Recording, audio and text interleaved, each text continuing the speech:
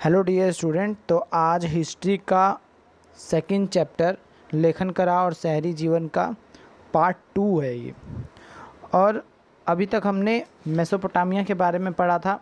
फिर उसके बाद हमने पढ़ा कि मेसोपोटामिया का भौगोलिक स्थिति क्या था, पूर्व में, उत्तर में, दक्षिण में।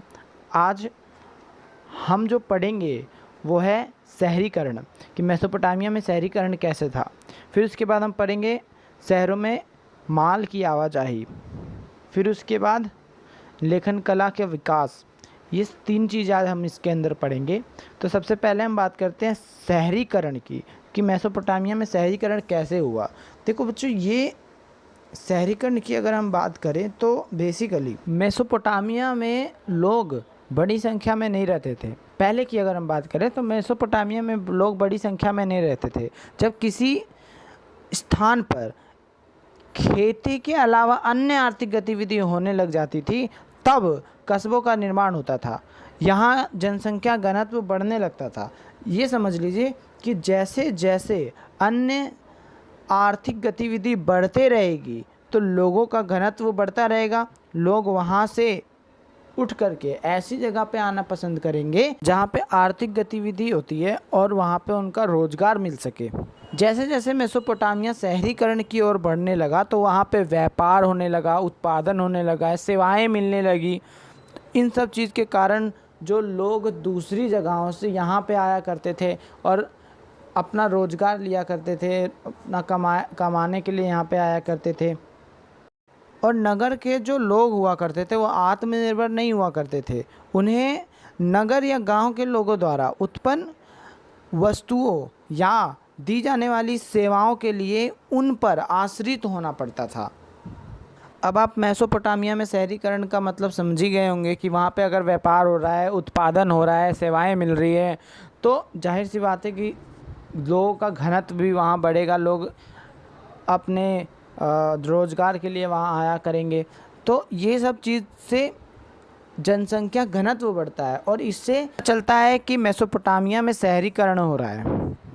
चलिए अब बात करते हैं शहरों में माल की आवाजाही के बारे में। मेसोपोटामिया में शहरों में माल की आवाजाही की अगर हम बात करें तो मेसोपोटामिया में खनिज संसाधनों का अभाव था। यानी वहाँ पे खनिज संसाधन पूरी मात्रा में उपलब्ध नहीं हुआ करते थे। और दक्षिण में अधिकांश भागों में औजार, मोहरे, आभूषण बनाने के लिए पत्थर की कमी थी। यानी वहाँ पे अगर आभूषण बनाना है, मोहरे बनाना है, औजार बनाना है तो उस समय पत्थर की बहुत कमी हुआ करती थी।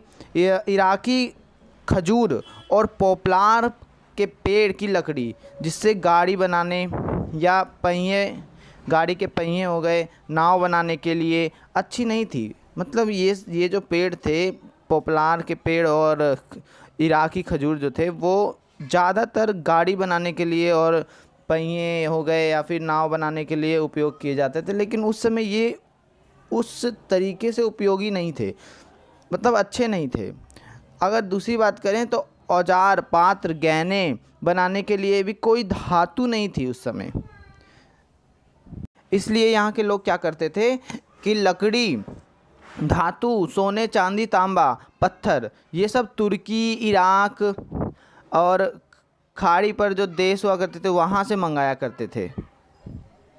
जाहिर सी बात है कि अगर अपने ही राज्य में, अपने ही शहर में ये सब चीज़ें नहीं होंगी तो दूसरे शहर से ही मंगवाना पड़ेगा ये सब चीज़ें। अपने शहर में वस्तुओं का उत्पादन करने के लिए दूसरे शहर से तो मंगाना ही पड़ेगा। इसीलिए इसके लिए वह अपना कपड़ा तथा कृषि उत्पादन निर्यात करते थे। मतलब यहाँ पे जो अपना कपड़ा हो गया, ठीक है ना, किसी उत्पादन हो गया, ये सारी चीज़ें वो निर्यात करते थे। और जलमार्ग का इस्तेमाल व्यापार में होता था। जलमार्ग मतलब ये समझ लीजिए वहाँ के जो नदी वगैरह हुआ करती थी वो व्यापार के लिए इस्तेमाल हुआ करता था, एक जगह से दूसरी जगह तक वस्तुओं को पहुँचाने के लिए। तो ये सब चीज़ें थी वहाँ के माल की जो आवाजाही थी वो इसी तरीके से होती थी। देखिए, मेसोपोटामिया में लेखन कला और विकास की अगर हम बात करें तो मेसोपोटामिया में प्रत्येक समाज में या प्रत्येक समाज की अपनी एक भाषा लेखन कला होती है। जाहिर सी बात है, जितने भी समाज हैं वो अपनी अपनी एक भाषा बोलते हैं। या तो मद्रासी बोलते हैं, गुजराती बोलते हैं या बिहारी बोलते हैं।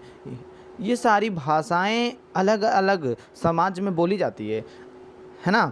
तो अगर मेसोपोटामिया की बात करें तो भाषा को जिस विधि से लिखा जाता था उसे लिपि की संज्ञा दी गई है। अब लिपि तो आप जानते हैं कि क्या होता है, क्योंकि हम बचपन से ही पढ़ते हुए आ रहे हैं कि लिपि क्या है, जिस भाषा को हम लिखते हैं वही लिपि है।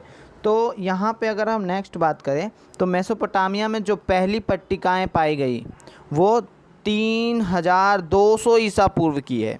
उसमें चित्र जैसे चिन्ह और संख्याएं दी गई हैं।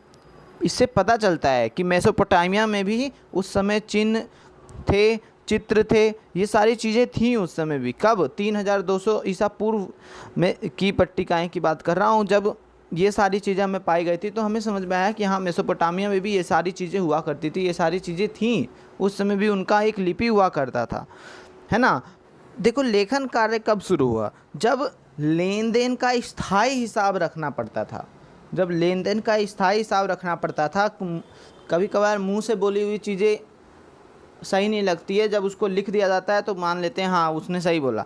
तो ये चीज़ें, जब पूरा व्यापार वगैरह का हिसाब किताब ये सब कुछ स्थायी रखना होता था, तब उस समय से लेखन कार्य शुरू हुआ। मेसोपोटामिया के जो लोग थे वो मिट्टी की पट्टिकाओं पर लिखते थे। मिट्टी की पट्टिका कैसे बनती थी? पहले जो चिकनी मिट्टी होती है, गीली चिकनी मिट्टी, उसे गीली चिकनी मिट्टी को मतलब आटे की तरह वैसे करके और फिर उस पर ना दाग दिया करते थे, किसी चीज़ से चिन्ह बना दिया करते थे और चिन्ह बना करके उसे सुखा दिया करते थे, और जब वो सूख जाता था तो वो उस पर छप जाता था। इसी तरीके से वो लिखा करते थे और एक जगह पे स्थायी रख देते थे, उससे स्थायी हिसाब किताब होता था।